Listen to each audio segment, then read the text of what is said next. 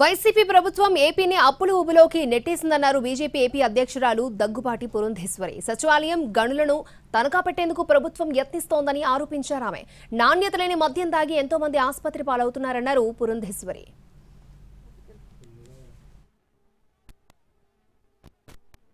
అప్పుల ఊబిలోకి నెట్టివేశారు. 12.5 లక్షల కోట్ల రూపాయల అప్పు భారం ఇవాళ ప్రతి తెలుగువాడి నెత్తిన ఉన్నది. ఇది చాలదన్నట్టు సెక్రటేరియట్ని రాష్ట్రం ఉన్నటువంటి గనుల్ని కూడా ఇవాళ మేము తనఖా పెడతామని చెప్పి ముందుకెళ్తున్నారు. దాన్ని తనఖా పెట్టే అధికారం అసలు మీకెవరిచ్చారు? ఈ నాణ్యత లేనటువంటి మద్యం ఎన్ని కుటుంబాలు ఇవాళ ఛిద్రమైపోయాయి రాష్ట్రంలో.